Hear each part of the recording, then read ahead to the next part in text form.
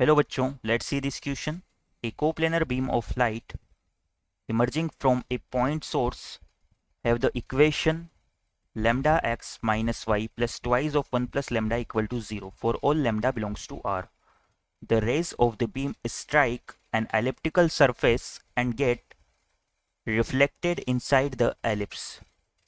The reflected rays form another convergent beam having the equation mu x minus y plus twice of 1 minus mu equal to 0 for all mu belongs to R.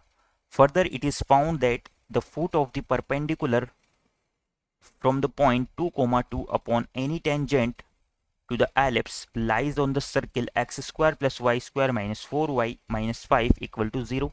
Then the least value of the total distance traveled by an incident ray and the corresponding reflected ray is equal to option A 6, option B 3, option C √5 and option D 2√5। तो बच्चों इस question में हमें एक ellipse के लिए situation बताई हुई है। इस एलिप्स के लिए एक इमर्जिंग पॉइंट सोर्स से जो लाइट इमर्ज होती है उसकी इक्वेशन हमें दी हुई है और रिफ्लेक्टेड रे की इक्वेशन भी हमें दी हुई है। आगे इस एलिप्स के लिए बोला जा रहा है कि इस एलिप्स पे ड्रॉ किसी भी टेंजेंट पे जब हम पॉइंट 2, 2 से फुट ऑफ परपेंडिकुलर ड्रॉ करते हैं तो वो एक सर्कल पे लाई करता है। उस सर्कल की इक्वेशन हमें प्रोवाइड की हुई है। इन कंडीशंस का यूज करते हुए हमें फाइंड आउट करना है कि जो इंसिडेंट रे है और करस्पॉन्डिंग रिफ्लेक्टेड रे है इन दोनों के द्वारा जो टोटल डिस्टेंस ट्रेवल की जाती है उसकी लिस्ट वैल्यू हमारी कितनी होगी। तो यहाँ पर हमें इक्वेशन ऑफ इमर्जिंग रे है वो क्या दी हुई है,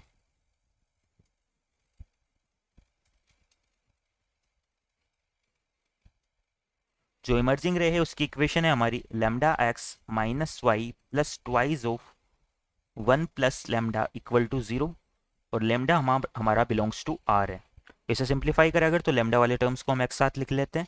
यहाँ से लैम्डा एक्स और यहाँ से क्या आएगा 2 लैम्डा, एंड दोनों में से जब लैम्डा को कॉमन लेंगे तो ये हो जाएगा एक्स प्लस 2। यहाँ पर हमारे पास बचेगा माइनस वाई प्लस 2, इसमें से अगर -1 को कॉमन ले तो ये हो जाएगा minus of y minus 2 equal to 0। अब बच्चों इस लाइन की इक्वेशन को अगर हम ध्यान से देखें तो ये एक फिक्स्ड पॉइंट से पास हो रही है और वो फिक्स्ड पॉइंट हमारा क्या हो जाएगा -2, 2। तो इसके लिए हम लिख सकते हैं this passes through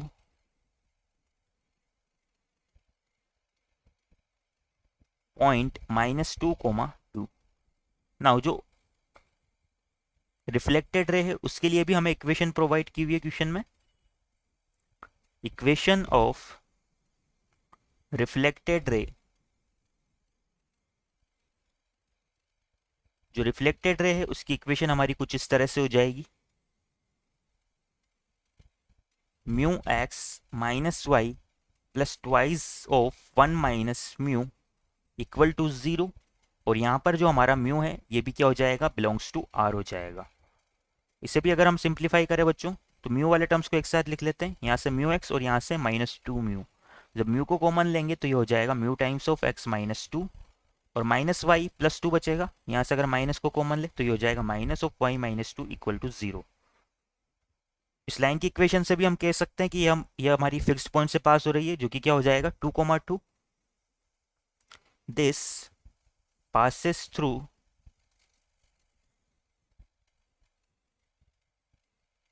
point 2, 2। Now ये दोनों लाइंस दो फिक्स्ड पॉइंट से पास हो रही है तो ये दोनों हमारी क्या हो जाएगी इस एलिप्स के लिए फोकस हो जाएगी। यहां से हम लिख सकते हैं therefore -2, 2 and 2, 2 are foci for given ellipse।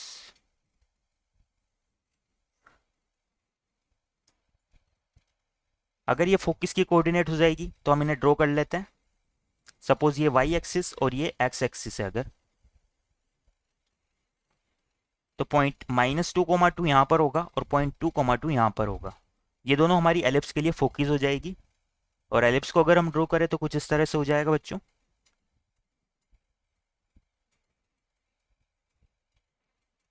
दोनों फोकस से पास होने वाली लाइन इस एलिप्स के लिए मेजर एक्सिस हो जाएगी और इसके परपेंडिकुलर जो होगी वो माइनर एक्सिस हो जाएगी और यहाँ पर अगर हम बात करें तो पॉइंट -2,2 एंड 2,2 का जो मिड पॉइंट है वो कहाँ पर आ रहा है, ये आ रहा है 0,2 यानी कि वाई एक्सिस पे, यानी कि इस एलिप्स के लिए जो माइनर एक्सिस होगी वो वाई एक्सिस के ही अराउंड होगी। नाउ अगर इससे हम क्या करते हैं, इमर्जिंग रे और रिफ्लेक्टेड रे को ड्रॉ कर लेते हैं। तो सपोज ये हमारी क्या हो जाएगी, इमर्जिंग रे हो जाएगी, क्योंकि ये -2,2 से पास हो रही है।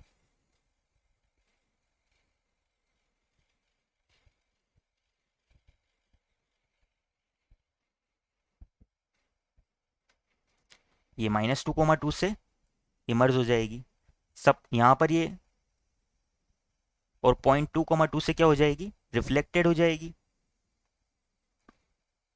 तो ये हमारी क्या हो जाएगी, इमर्जिंग रे एंड रिफ्लेक्टेड रे की इक्वेशन हो जाएगी।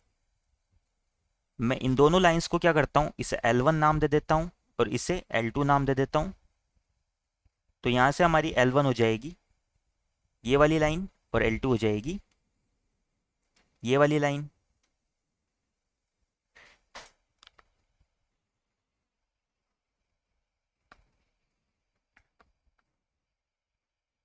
अब बच्चों यहाँ से हमें क्वेश्चन में पूछा हुआ है कि जो, या सपोज ये पॉइंट P पे एलिप्स पे टच कर रही है, तो PL1 और PL2 की जो मिनिमम डिस्टेंस है वो क्या हो जाएगी। यहाँ से हमें क्वेश्चन में पूछा हुआ है PL1 प्लस PL2। तो बच्चों यहाँ से अगर हम बात करें तो पॉइंट P हमारा एलिप्स पे सिचुएटेड है। अगर पॉइंट P एलिप्स पे सिचुएटेड है तो जो PL1 और PL2 है ये क्या हो जाएगी, इसकी फोकल डिस्टेंस के इक्वल हो जाएगी। तो यहाँ से हम लिख सकते हैं कि जो हमारी PL1 प्लस PL2 है ये इस एलिप्स के लिए फोकल डिस्टेंस के इक्वल हो जाएगी पॉइंट P के लिए, जो कि किसके इक्वल होती है, इसकी मेजर एक्सिस की लेंथ के इक्वल होती है। सपोज इसकी मेजर एक्सिस की लेंथ क्या हो जाएगी, यहाँ पर ये 2a के इक्वल हो जाएगी। नाउ जो दोनों फोकस के बीच में डिस्टेंस है वो हमारी क्या है, वो 2ae के इक्वल होती है। 2ae equal to S S dash. तो यहाँ से हमारा 2ae किसके इक्वल आ जाएगा, एस एस डैश के बीच की लेंथ अगर निकाले हम तो ये लेंथ हमारी कितनी आ रही है, ये हमारी 4 के इक्वल आ रही है। तो यहाँ से हमारा जो ae है वो 2 के इक्वल आ जाएगा। इस एलिप्स के रिगार्डिंग हमें सेकंड कंडीशन प्रोवाइड की हुई है कि पॉइंट 2,2 से जब इसकी किसी भी टेंजेंट पे हम क्या करते हैं, फुट ऑफ परपेंडिकुलर को ड्रॉ करते हैं तो वो एक सर्कल पे लाई करता है। तो बच्चों हमें एलिप्स के लिए प्रॉपर्टी पता है कि जब भी एलिप्स के लिए किसी इसके फोकस से इसकी किसी भी टेंजेंट पे जब हम फुट ऑफ परपेंडिकुलर ड्रॉ करते हैं तो वो हमेशा क्या करता है, इस एलिप्स के ऑक्सिलरी सर्किल पे लाई करता है। यहाँ से हम लिख सकते हैं since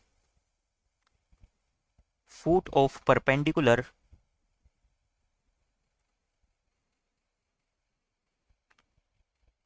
from focus to any tangent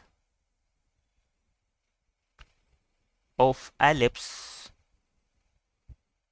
lies on its auxiliary circle।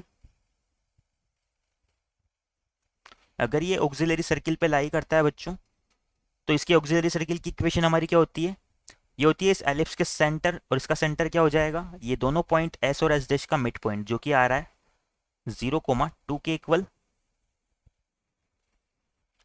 तो ये हो जाएगा x-0 का होल स्क्वायर प्लस y-2 का होल स्क्वायर इक्वल टू हो जाएगा हमारा a स्क्वायर के।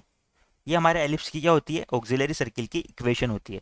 नाउ क्वेश्चन में हमें इस सर्किल की इक्वेशन जो है ऑलरेडी प्रोवाइड की हुई है, वो है कुछ इस तरह से x square plus y square -4y-5 equal to 0। तो यहाँ से हम लिख सकते हैं ये हमें दी हुई है x square plus y square -4y-5 equal to 0। या मैं अगर इस सर्कल की इक्वेशन को सिंप्लीफाई करूं तो ये हो जाएगा एक्स स्क्वायर प्लस y-2 का होल स्क्वायर इक्वल टू 9। 9 को हम लिख सकते हैं 3 का स्क्वायर। जब हम इन दोनों को आपस में कंपेयर करेंगे तो बच्चों यहाँ से हमारा a स्क्वायर किसके इक्वल आ जाएगा, 3 स्क्वायर के इक्वल आ जाएगा, यानी कि यहाँ से हमारा a स्क्वायर निकल के आ जाता है 9 के इक्वल। तो यहाँ से a कितना आ जाएगा, 3 के इक्वल आ जाएगा। इस a की वैल्यू को हम यहाँ पर पुट कर देते हैं। सपोज इसे मैं इक्वेशन 1 नाम दे देता हूँ, इसे इक्वेशन 2 नाम दे देता हूँ और इसे इक्वेशन 1 नाम दे देता हूँ। तो इक्वेशन 2 में जब हम a की वैल्यू को पुट करेंगे बाय इक्वेशन 2 तो हमारा ए ई कितना है, 2 के इक्वल है, तो यहाँ से हमारा ई कितना आ जाएगा 2/a, यानी कि 2/3 के इक्वल। अगर ई की वैल्यू हमारी आ चुकी है तो इस एलिप्स के लिए जो माइनर एक्सिस है वो 2b के इक्वल होती है, तो हम b की वैल्यू भी फाइंड आउट कर सकते हैं।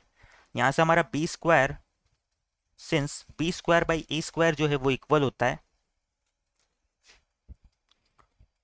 1 - e² के, इनमें वैल्यूज पुट कर देते हैं, तो b² यानी कि 9 इक्वल हो जाएगा 1 - e² यानी कि 4/9 के। तो यहाँ से हमारे b² की वैल्यू निकल के आती है 5, तो हमारा b कितना हो जाएगा √5 के इक्वल हो जाएगा।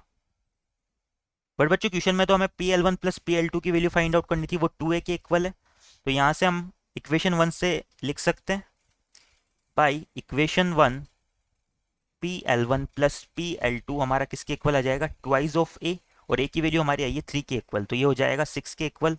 तो यहाँ से हम लिख सकते हैं hence least distance travelled bye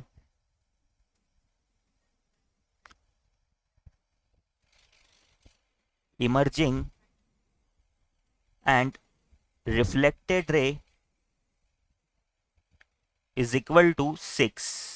और यही हमारे इस क्वेश्चन के रिगार्डिंग फाइनल आंसर भी हो जाएगा। एक बार हमारे ऑप्शंस देख लेते हैं हम।